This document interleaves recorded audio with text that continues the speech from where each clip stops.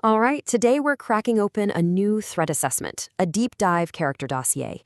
And I'll tell you right now, you can forget about brute force or simple magic. This entity is powered by some of the most complex and frankly dangerous ideas in all of philosophy. So let's just kick things off with a pretty wild question. What if the world you see around you, the people you know, the very laws of physics, what if all of it was just an obstacle, a suggestion, not a rule? What if one person could simply choose for it not to be real anymore? Yeah, that's the terrifying premise we're about to unpack. So, first things first, let's get a positive ID on our target. Section 1, who exactly is the sovereign architect? This villain goes by two titles, and believe me, they're way more than just names. They're mission statements. The absolute I tells you everything you need to know about their core belief. They see themselves as the single, ultimate, and only true consciousness. And the herald of the great twilight? Well, that's not a title. That's a warning for what's coming for the rest of us. Now, the source of their power, it's not coming from some dusty old spellbook. It's a weaponized worldview. It all starts with subjective idealism, the belief that only minds and ideas are real. But then they fuse it with active nihilism, which isn't just about believing in nothing. Oh no, it's about actively destroying everything that exists. You put those two together and you get a truly terrifying creed. Only my mind is real, and everything else has to be torn down to prove it. And that creed, well, it brings us straight to their objective, which is as simple as it is absolutely horrifying. Section 2, the mission. Okay, so look at this. On the left, you've got what the architect calls the not I. And what's that, you ask? Well, it's everything that isn't them. It's subjective reality, it's society, it's you, it's me. We're the not I. We're the enemy. And on the right, that's the goal. A reality where the only thing that exists is their own will, a state of pure self-creating potential. The whole thing hangs on this concept of the self-positing will. You know, most of us here, I think, therefore I am, and we find a little comfort in it, right? It proves we exist. For the sovereign architect, it's a declaration of war.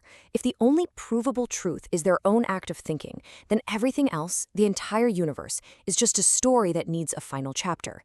It needs to be erased. So, how does a philosophy become an arsenal?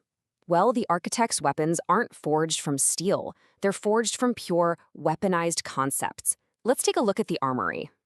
First up, we had the Fichtian dagger. And yeah, that name is absolutely a direct nod to the German idealist philosopher Johann Fichte.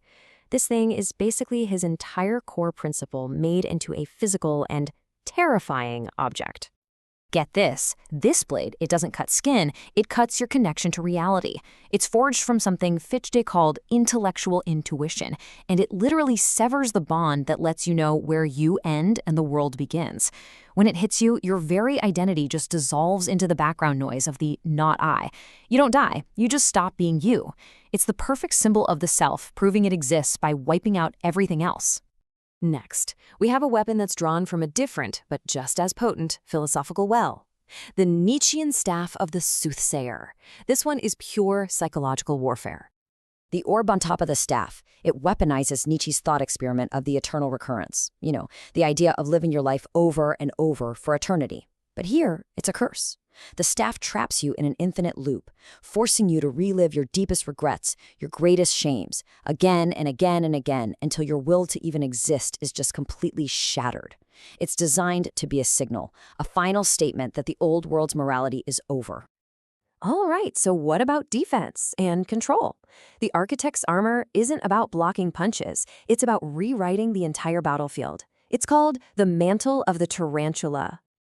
This is just incredible. The mantle weaponizes ressentiment. That's not just resentment, it's that deep, poisonous envy some people have, and it literally pulls that inner darkness out of others and turns it into physical monsters. But it gets worse. The architect can actually unravel the laws of physics themselves, turning matter back into pure chaos, a state that only their will can then shape. They don't just break the rules, they unmake the entire rulebook. So, we've seen the arsenal. Now let's see how these ideas play out as signature attacks. Section 4, Philosophy as a Weapon. Okay, check these out. Positing the void.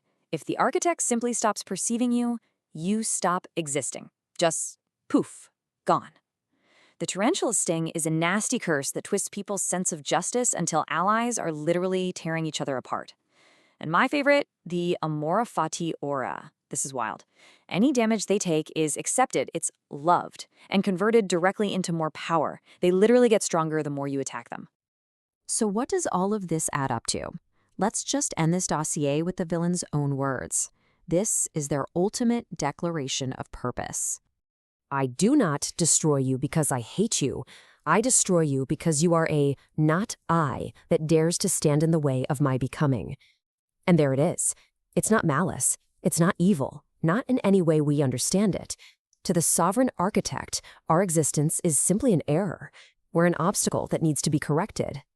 And that's really the question this whole dossier leaves us with, isn't it? When you're faced with a will that powerful, a will that can unmake the world just by deciding it isn't there, what is our reality even worth? And how in the world do you begin to fight back?